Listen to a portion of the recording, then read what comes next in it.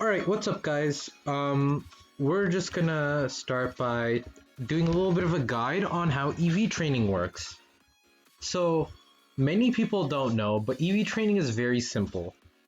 Um, this is going to be just like a very basic guide on like how EVs work and like how I make my EV spreads. But to start, this guide is going to be for tailored towards Renegade Platinum, but it applies for basically anything that isn't the same as the like standard main series system. So every single Pokemon gives out a certain EV yield, right?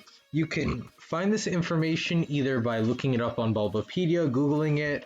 Even Dr. Fujibot has a command called EV yield that you can use to look up the EV yield of a mon.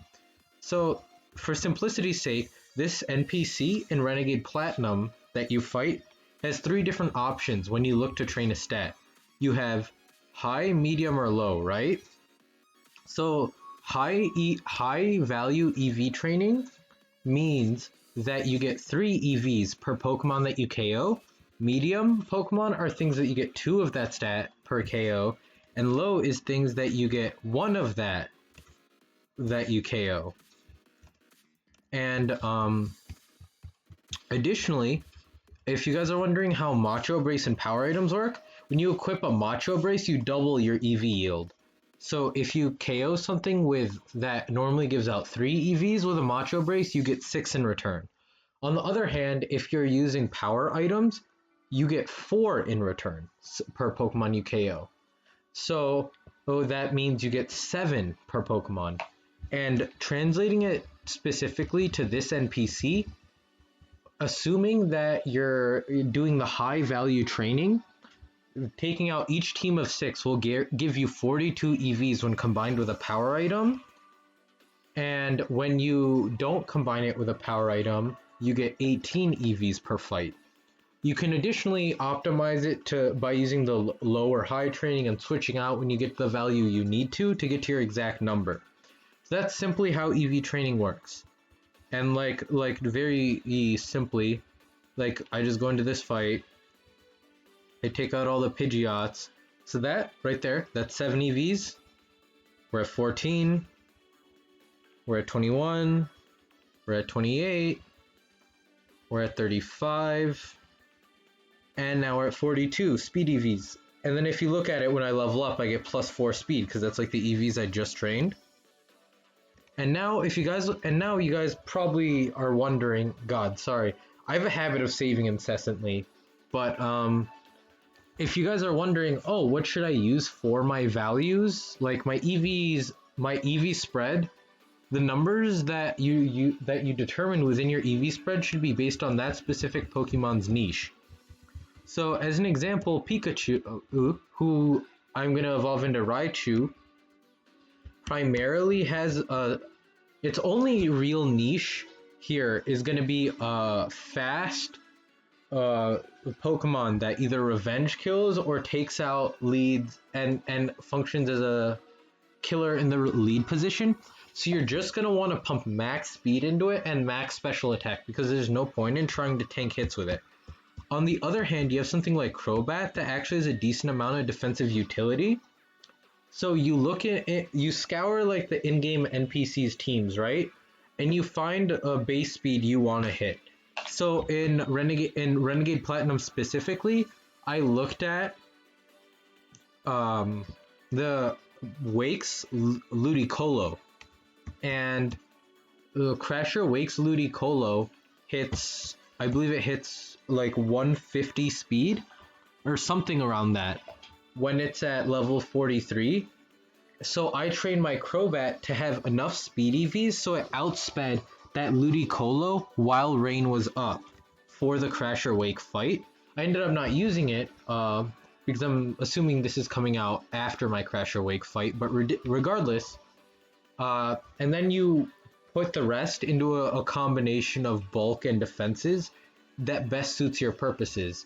Generally, what you want to invest into what stat depends on what's higher. So if we look up like Pokemon Crobat, thanks buddy, So if you look up Pokemon Crobat, right, it has 85 base HP, 80 defense, and 80 special defense. All of those are relatively similar. And looking at Crobat's defensive typing, it has resistances to typings like Bug and Fighting. So you want to switch it in to stuff like... you want to switch Crobat into stuff like... I guess you would... The main thing I have in mind is going to be like, you know, like a Machamp or something, right? So you want to have max HP because those defensive stats are relatively similar. And then you put the rest of your EVs into defense because that's the stat you're going to be using more often. So you'll get more mileage out of your EVs. On the other hand, you have something bulky and defensive like Politoed.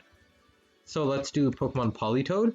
So its defenses are 90, 75, 100 with 70 speed. This is a Pokemon that's more of a defensive build that doesn't have a super high base speed. So what you do is you want to... So with Politoed in particular, it has moves like Encore and Hypnosis, which are contingent on you moving first to be effective. So you want to have speed creep of Politoed. Traditionally, I like to do... So Politoed is base 70 speed, right? So I like to make it so that even with like a bad nature EVs, like this is Brave, so it's like minus speed.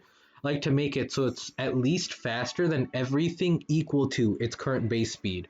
So like it's faster than Breloom, like this Politoed is like faster than Breloom and stuff at this level. And then you put the rest into HP because once again, the HP defense disparity isn't too large. And then you put the rest of... And then you have the rest of your EVs go into defense. And then moving on, there's some examples that may not necessarily adhere to this. One of them being, okay, not box 17, okay. One of them being Mamoswine.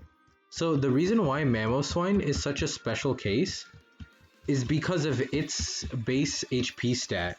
So if you do Pokemon Mamoswine, you'll see that, okay, Mamoswine's HP versus defense disparity is very significant. So Mamoswine's HP stat is 110, whereas its defense stat is 80. That's a 30-point disparity. So, and its defense stat is 60, which is an even bigger disparity. So Mamoswine is an offensive Pokemon. So you want to give it like speed for whichever speed benchmark you want to hit. Like, I think my Mamoswine is EV'd to outspeed everything up to, like, base 100s, right?